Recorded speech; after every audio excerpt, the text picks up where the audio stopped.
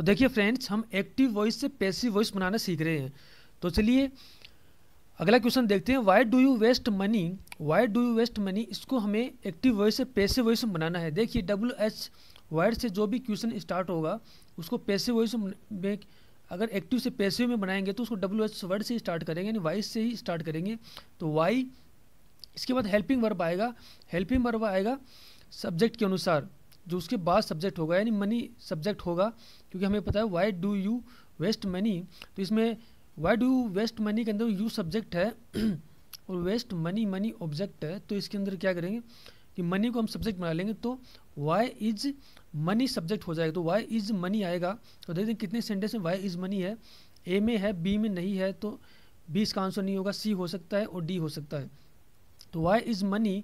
अब देखिए मनी के बाद हमें पता है कि इज आरम के बाद V3 आएगा, तो V3 का यूज होगा, तो बीन का इसमें यूज नहीं होगा, तो ए इसका आंसर नहीं होगा, बी भी नहीं होगा, तो इसका आंसर सी हो सकता है और डी भी इसका आंसर नहीं होगा, क्योंकि बीइंग भी इसमें यूज नहीं होगा, तो इसका आंसर सी हो जाएगा। देखिए हमें पता है why do you waste money, इसके अंदर सिंपल प्रेजेंट टेंस है। सिंपल प्रेजेंट टेंस में एक्टिव वॉइस को पैसिव वॉइस में अगर बदलेंगे तो क्या होगा कि इज आरम आएगा, उसके बाद V3 आएगा, तो इज आरम V3 ओनली सी ऑप्शन में। तो देखिए देखते ही पता चल गया कि इसका आंसर क्या होगा, सी होगा। तो चलिए फ्रेंड्स अगला क्वेश्चन देखते हैं। अगला क्वेश्चन है please guide me, please guide me, इसको हमें पैसिव वॉइस में कन्वर्ट करना है। तो देखिए हमें पता है प्लीज काइंडली से स्टार्ट होने वाले सेंटेंस को हम यू आर रिक्वेस्टेड टू से हम बनाते हैं। तो यू आर रिक्वेस्टेड टू किस किस में यूज हुआ है देखते हैं। ए में हुआ है, बी में नहीं हुआ है, सी में भी नहीं हुआ, सी में हुआ है you are requested, you are being requested ये नहीं होगा, तो ए व सी में से आंसर हो सकता है। तो यू आर रिक्वेस्टेड, सी भी इसका आंसर नहीं होगा, यू आर बीइंग रिक्वेस्टेड हो रहा है, तो इसका हमेशा यू आर रिक्वेस्टेड से ही इसको शुरू होगा, प्लीज़ और काइंडली से स्टार्ट वाले सेंटेंस के अंदर। तो इसका आंसर देखिए ए ही होगा। देखिए देखते ही पता चल गया कि इसका आंसर क्या होगा, ए होगा। यू आर रिक्वेस्टेड से स्टार्ट होगा, यू आर रिक्वेस्टेड, उसके बाद आ जाएगा यू आर रिक्वेस्टेड टू, उसके बाद मुख्य वर्ग की फर्स्ट फॉर्म, तो गाइड आ जाएगा, उसके बाद मी, तो you are requested to guide me. तो ओनली एक ही ऑप्शन में you are requested to guide me है, ए ऑप्शन में, तो इसका आंसर क्या होगा, ए हो जाएगा। देखिए हमने सिर्फ देखते ही पता चल गया, हमें पता चल गया कि प्लीज़ और काइंडली से स्टार्ट होने वाले सेंटेंस को हम यू आर रिक्वेस्टेड टू से बनाएंगे। तो यू आर रिक्वेस्टेड टू इन चार ऑप्शन में से सिर्फ ए ऑप्शन में है, तो इसका आंसर देखते ही हमें पता चल गया कि इसका आंसर ए होगा। तो चलिए फ्रेंड्स अगला क्वेश्चन देखते हैं। अगला क्वेश्चन है after driving doctor Bose to the hospital he dropped him at his guest house. तो हमें इसको एक्टिव वॉइस से पैसिव वॉइस में बनाना है। देखिए after driving doctor Bose to the hospital, हमें यहाँ तक छोड़ देना है, इसके आगे आ जाओ आप। ही dropped him at his guest house, देखिए ही ड्रॉप्ड यानी V2 का यूज हुआ है, मीन्स सिंपल पास्ट टेंस का यूज हुआ है इसके अंदर, ही dropped him at his guest house इस सेंटेंस में। तो हमें पता है कि वाज वर आएगा, वाज वर प्लस मुख्य वर्ब की थर्ड फॉर्म आएगी। तो देखते हैं किसमें वाज वर प्लस मुख्य वर्ब की थर्ड फॉर्म यूज हुई है। तो ए सेंटेंस में देखते हैं after being dropped to the hospital doctor Bose was dropped, तो इसमें हुआ है, तो ए आंसर हो सकता है। After he had driven, he had dropped, तो ये बी आंसर नहीं होगा क्योंकि वाज वर्ब का यूज़ नहीं हुआ है, इसमें हैड का यूज़ हुआ है। सी के अंदर देखो तो after he was driving doctor Bose to the hospital he was dropping, तो ड्रॉपिंग नहीं होगा, V3 यूज़ होगा, यानी ड्रॉप्ड यूज़ होना चाहिए, तो सी भी इसका आंसर नहीं होगा। आप डी ऑप्शन देखते हैं डॉक्टर बोस वाज बीइंग, तो वाज बीइंग भी इसके अंदर यूज़ नहीं होगा, वाज के बाद बीइंग भी है, क्योंकि वाज या वर्ग के बाद मुख्य वर्ब की थर्ड फॉर्म आएगी यानी V3 आएगी, तो डी भी है, इसका आंसर नहीं होगा। तो देखिए देखते ही पता चल गया कि इसका आंसर क्या होगा, ए आंसर होगा।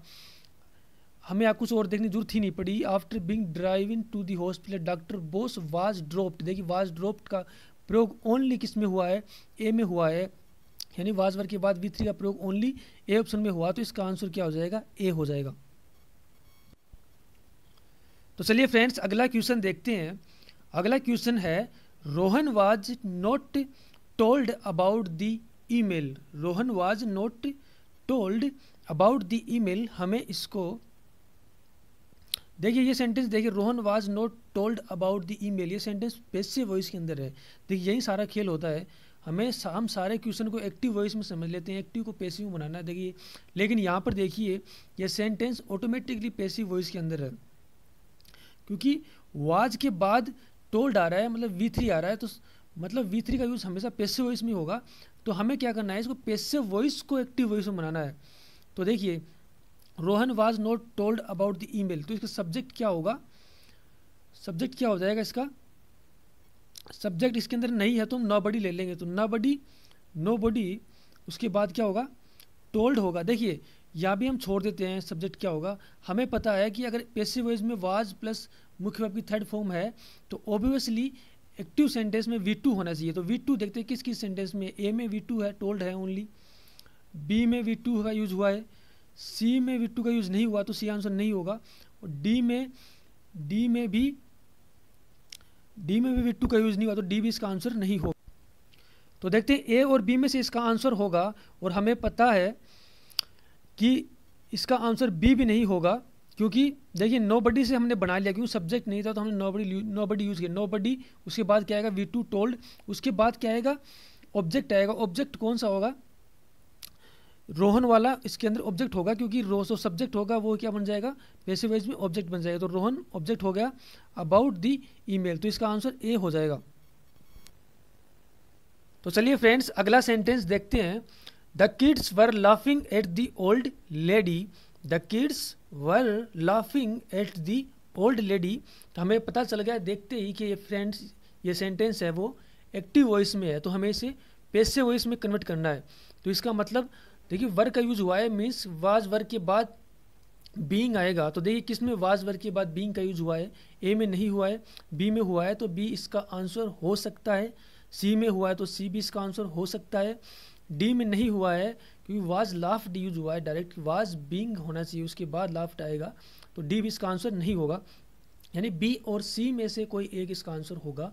तो इसका सब्जेक्ट होगा वह द ओल्ड लेडी होगा, तो the old lady was being laughed, यहाँ तक तो दोनों सेंटेंस सही हैं B और C में।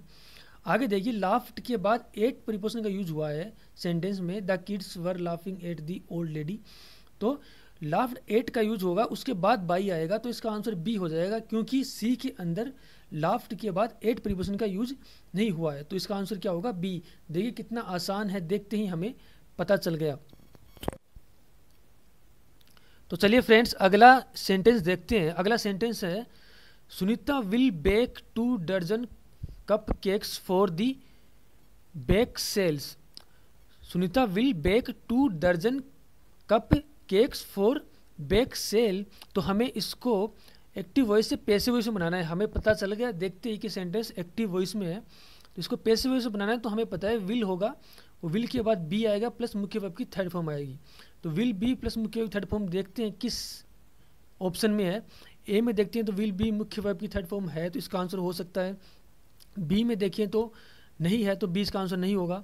C में विल बी डन नहीं होगा, विल बी बेक्ड होना चाहिए, तो C भी इसका आंसर नहीं होगा।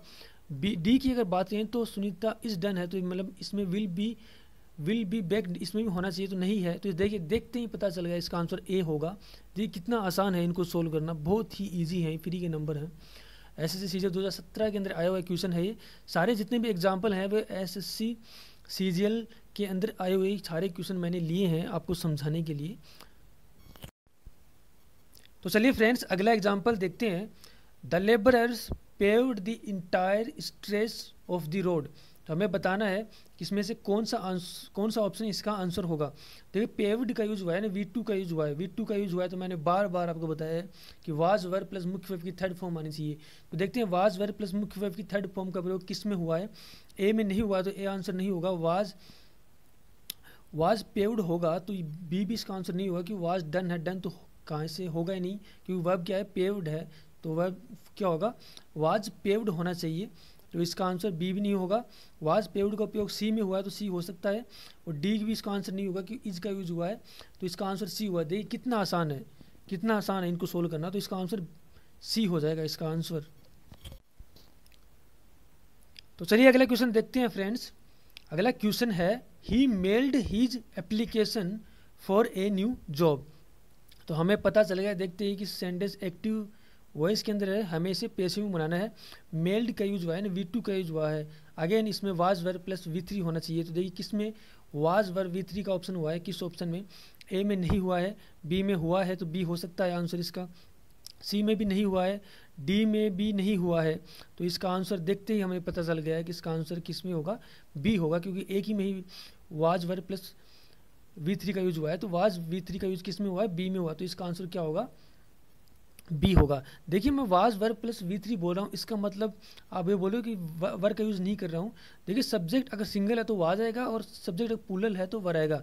यहाँ पर the application for a new job single subject है, तो यहाँ पर वाज का यूज़ हुआ है। अगर यही जो नाउन है, सब्जेक्ट है, वो प्लूरल होता तो वर आ जाता। इसलिए मैंने कहा वाज वर्ब प्लस V3 होना चाहिए V2 वाले सेंटेंस में। तो इसका आंसर बी होगा।